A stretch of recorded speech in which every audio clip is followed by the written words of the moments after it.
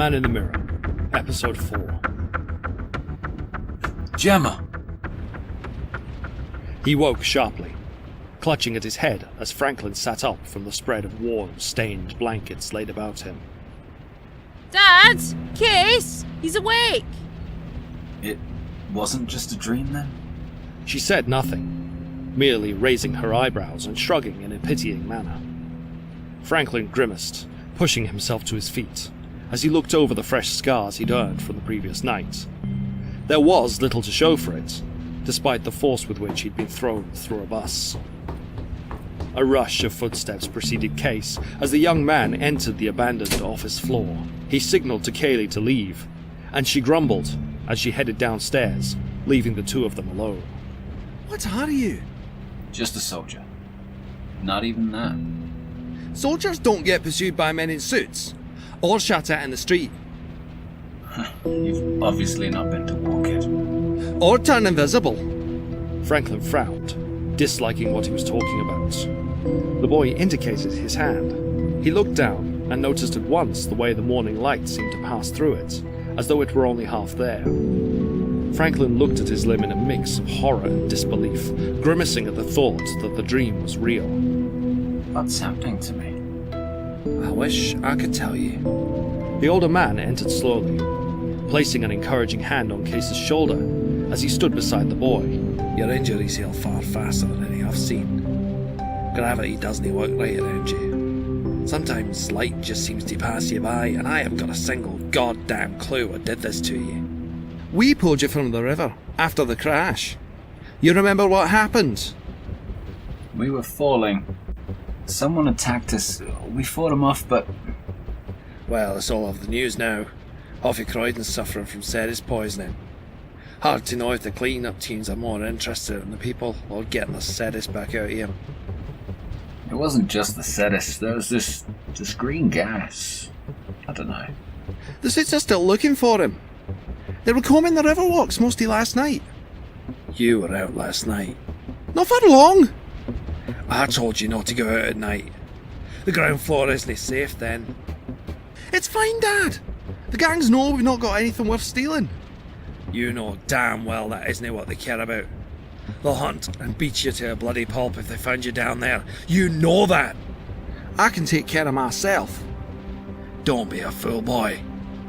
You know what the developers want. I'm sorry. Things are a little rough here at the moment. And the boy here should know better. Lower levels of drug dens, hangouts for thugs and scum. They don't risk facing us to the upper levels. But anyone caught downstairs after dark, well, it isn't pretty. Tell the police then. They don't care about us. Well, sort it out for yourselves then. I wish it were that simple. We start a fight and we risk losing everything we have left. Developers eye this place constantly. They'll take any excuse to drive us out of here. Besides, most people here are just looking to survive. People don't get involved unless they have to. That's your loss then. I had friends on that ship. I survived. They may have as well. He rose from the bed, rubbing at his head with a wince. We had hoped you might help us. Yeah, well, think again. I'm grateful, truly, but I'm not getting involved in beating off gangs. You're military trained, penal or not. And then there's, what you do. What I do? I told you, Dad. She was talking crap. Who's she? Walk with me. I think it's time you met. Reluctantly, Franklin stepped forward, following the bedraggled veteran down the crumbling corridor. They worked their way through the worn doors onto a long walkway surrounded by cracked glass. It stretched to a central hub, hanging like a spider amidst its web between three large towers, offering a spectacular view of the grey, drizzling morning. Look, whoever this person is, I do need to get going, especially if ground floor isn't an option after dark. Where would you go? You got someplace to be? My family, for starters? Makes sense, but we both know what you are, and that they're looking for you. You really think your family aren't being watched now? Even so, I have to see them. Aye, family is important. No matter what. Look at them. Those 3 towers make up the blocks. Shelter for nearly 600 people, maybe more. The entire site was left to the homeless. A gift, I guess you could say. We've been fighting off developers ever since. You should sell up. Get out while you can. And go where? See, you and I aren't so different. We have nowhere else to go, but we both have people we care about. The difference is, yours are safe. I told you, I can't stay. I had friends out there. If they made it. Look, I'm not saying there was anything. But I'm asking you for help. Look around you. You think any of us could do it? The veteran nodded behind him, and Franklin turned to see the passage they walked through, littered with floating pieces of litter and broken glass. He watched it in astonishment, reaching out to knock one of the shards to float out the shattered window and into the open air. The wind caught it, and it flew across to knock into the wall of the hull with a tinkling thud. I don't know what you are, or what you were, but I need your help. Franklin frowned, the gravity in the hall returning slowly to normal. Gently, the pieces of litter and glass fell to the floor, unmoving upon the worn carpet.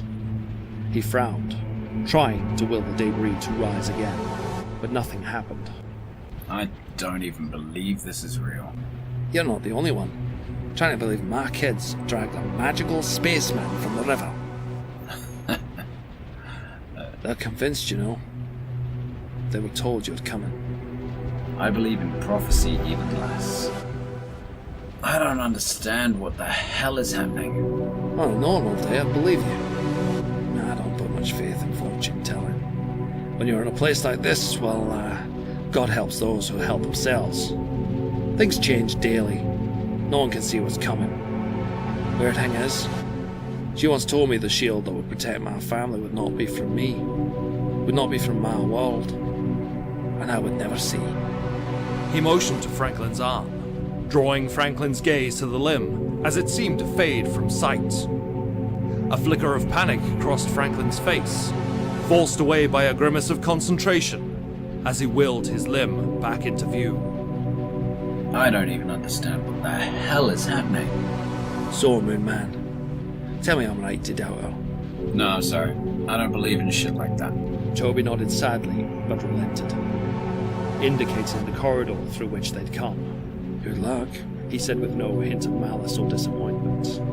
Franklin turned and walked away, heading slowly down the corridor, along the winding stairs to the ground floor.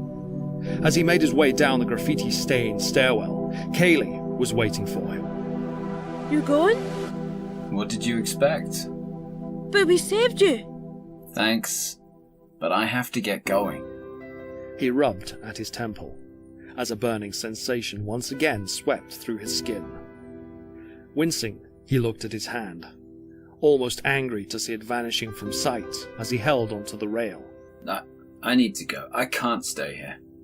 She followed as he continued down the stairs, and with every step he felt more of himself fading from sight. She seemed too angry or stubborn to leave him be, following him even as he continued to fade into nothing. Leave me alone. Why? You owe us at least for pulling your arse out the river.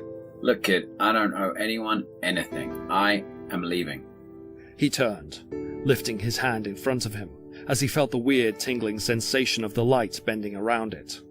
Seeing nothing where his hand should have been left his stomach twisting and his mind reeling. His heart was still pounding, a mixture of panic and fear contorting in his chest. We need you! I said, leave me alone! He twisted, misplacing his step on the stair and slipping. He winced at the expected pain of falling, shocked and horrified in equal measure to realize he was simply floating down the stairs to lightly bounce against the worn concrete with no more than a gentle bump. Steadying himself, he looked up to her with angry, hateful eyes, and she matched his expression with an angry one of her own. I am not letting you leave without helping us. I am not your salvation. Shove off. Get yourself a job. Is that it then? Just another spoiled brat from the city? Someone else who never realised what it's like down here? what it's like? Look at me! Franklin raised his hands.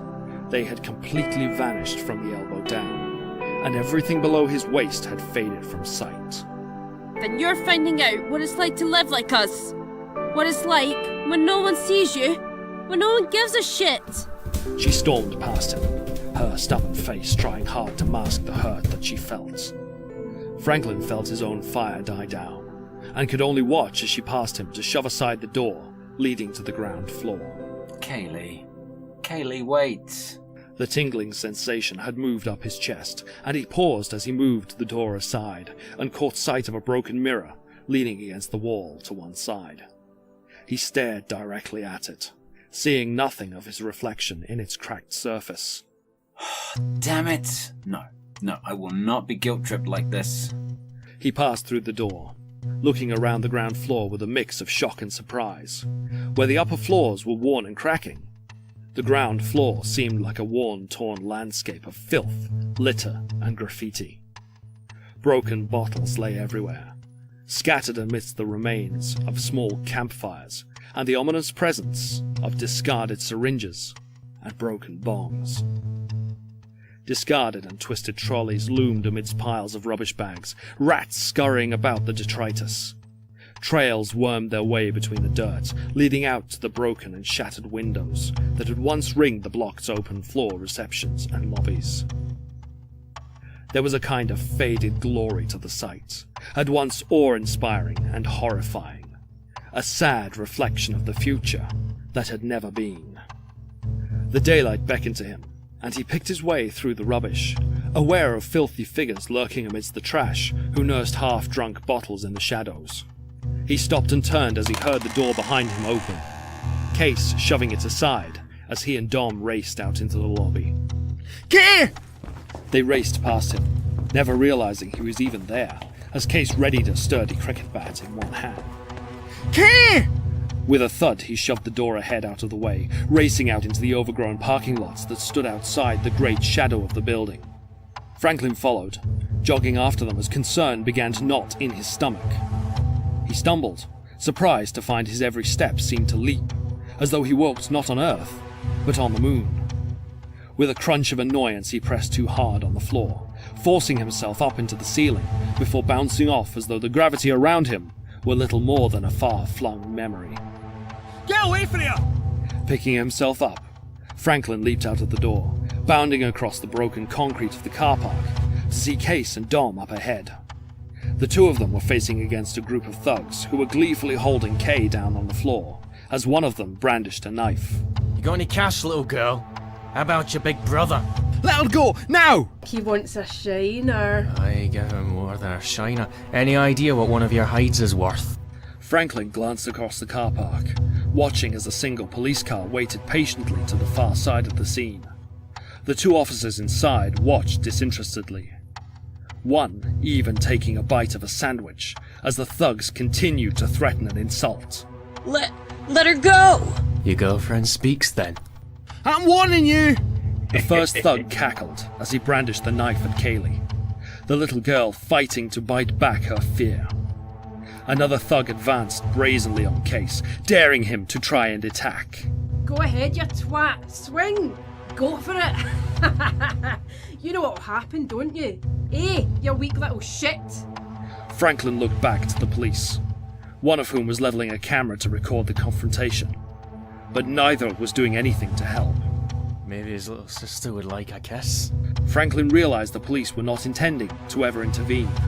The camera was too deliberate, and as he glanced back to the blocks, he remembered what Toby had told him earlier, that the developers were looking for any excuse to kick out the homeless. The police were there to catch the desperate residents acting violently, to put on film evidence that could be twisted as proof. A flash of anger boiled in his guts, and he looked back to the scene with his hands curling to fists. Case and Dom watched in astonishment as one of the thugs was thrown across the parking lot by an unseen force. The two of them backed away, shocked by the suddenness of what they'd seen. What the? A crack of a fist echoed, and the second thug collapsed to the floor, nursing a growing bruise over his jaw. The final thug with the knife was then knocked aside, rolling painfully across the concrete and litter as Kayleigh scrambled to her feet. Case and Dom could only look on in astonishment as the three thugs picked themselves up. You little... The thug threw his knife, the blade whipping through the air towards Kayleigh, as Case tried desperately to get her out of the way. No! Frank stopped, his hand outstretched as he looked at the blade in awe. He had been too far to stop it, but somehow the weapon had simply collapsed on the ground, as though deflected from its target by will alone. The thugs got up and ran, their eyes darting around them as they tried to catch sight of the unknown assailant. Almost at once the police ran up towards them, one of them ready in cuffs.